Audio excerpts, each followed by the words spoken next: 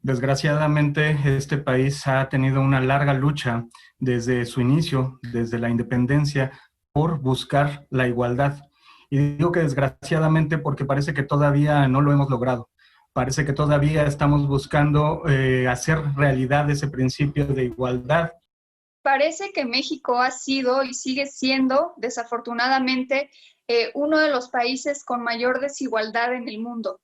Digo, no por nada tenemos a uno de los hombres más ricos del mundo y a la par más de 40% de la población en situación de pobreza multidimensional.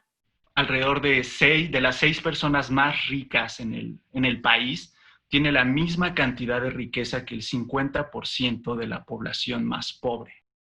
Además de las desigualdades de ingresos, las desigualdades sociales se manifiestan por la falta de acceso a los servicios básicos en la vivienda, el acceso a los mercados, a la justicia, a una educación de calidad, a los servicios de salud y más generalmente pues se traduce por constantes violaciones a los derechos humanos de las personas.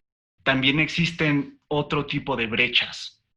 Hay que pensar en aquellas que se enfocan más a temas étnicos, a temas sociales, a distintas variables que ya son sexo, edad.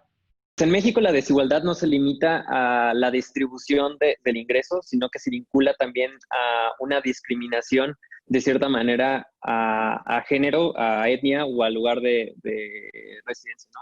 Se ve esto desagregado en las distintas regiones que componen el país.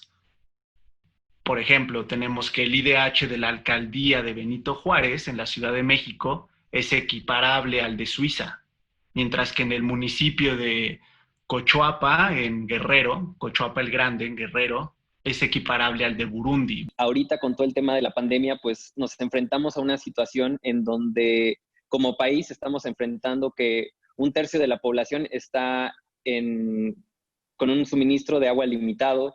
8 millones de estas personas pues no tienen agua, 56% de la población económicamente activa está trabajando en las calles. Es justamente el distanciamiento social. La desigualdad se ve mucho en eso. El verdadero distanciamiento social se encuentra ahora mismo de manera clara entre quienes podemos guardar o guardarnos en casa y aquellos que requieren salir a trabajar. Y todo este conjunto de desigualdades sociales ha generado una falta de oportunidades por gran parte de la población, quien se sube a un elevador social completamente descompuesto. Y justamente sin movilidad social no hay posibilidades de desarrollo individual ni colectivo, y menos de concebir un México sano a largo plazo.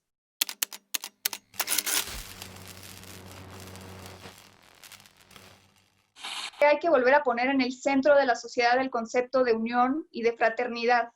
O sea, se tiene que entender que desde nuestras particularidades sociales, económicas, culturales, todas y todos contribuimos a la riqueza del país y al alcance de una sociedad más igualitaria. Nuestro cambio debe de comenzar por tomar conciencia de cómo condenamos lo diferente, de cómo condenamos a los otros. Tenemos que ser empáticos.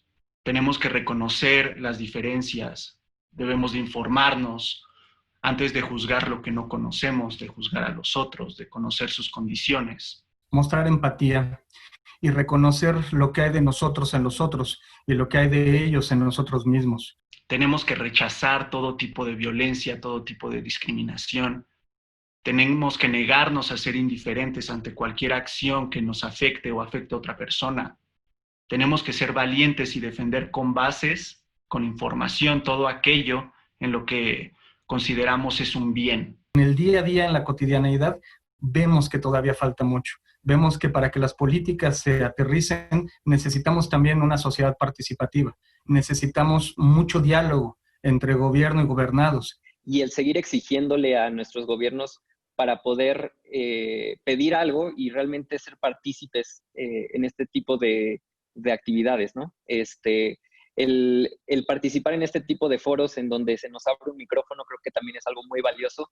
Contar con una política fiscal en favor de los pobres, una mejor focalización de los programas sociales, una toma de decisiones participativa. Contar con información, con data, con testimonios, con percepciones, pues que permitan la elaboración de diagnósticos atinados a las desigualdades existentes. Y que aquellas acciones y políticas a implementar no deben de dejar a nadie atrás. Buscar erradicar la pobreza y promover una situación que sea favorable a un empleo pleno y un trabajo decente. Pero también atendiendo los otros factores que crean deficiencias sociales, buscando mayores oportunidades para que podamos escoger libremente nuestro futuro.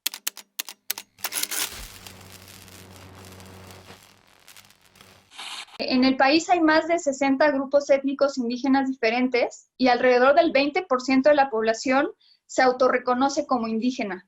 Entonces, México cuenta con una población indígena importante en números, aunque en la práctica su representatividad en la toma de decisiones es muy invisibilizada. El gobierno mexicano, el gobierno federal de México, tiene alrededor de 1.600.000 personas laborando en él.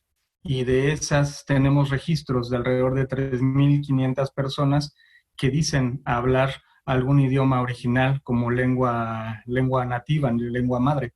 3.500 personas de 1.600.000 para un país que tiene una composición pluricultural tan grande es muy poco, es realmente muy poco. Hemos visto que, por ejemplo, los hogares que tienen estas condiciones menos favorables, pues son personas de origen indígena y son las que incluso tienen un mayor rezago social.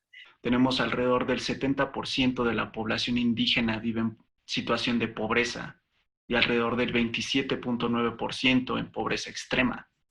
Y esto se debe a que históricamente pues, han sido poblaciones marginadas, excluidas, discriminadas, incluso explotadas, pues creando desigualdades estructurales muy ancladas. En cuanto al aspecto social, creo que esto se define en México como una estructura de clases, en sentido de que podemos ver que estos altos ingresos normalmente son percibidos por personas que son descendientes de europeos o migrantes blancos, mientras que la población mestiza o que tienen rasgos indígenas, pues constituyen este porcentaje que la retribución no es tan alta, ¿no? Y esta realidad es aún mayor para las mujeres indígenas, ya que pues presentan vulnerabilidades adicionales propias a su condición de género. En México existe una desigualdad social muy importante y muy visible en el tema de las mujeres, que además de contar con desigualdades salariales, pues se enfrentan también ciertos escenarios en donde pueden encontrarse con discriminación laboral.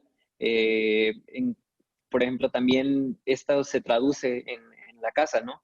Hay veces en donde las mujeres, además de estar trabajando en oficinas, pues invierten 3 horas de su día en labores domésticas. Tenemos que el 43.6% de las mujeres que son económicamente activas, en contraste con los hombres que cuentan con 77.7%. Los datos también nos hablan de que entre la población de 15 a 24 años, el 17.4% no estudia ni trabaja, y de los cuales 78.9% son mujeres y el resto son hombres. Y nos demos cuenta que somos un país pluricultural, que somos un país bastante rico en cuanto a etnias, en cuanto a grupos, y esta misma diversidad va a ser lo que nos va a hacer más ricos.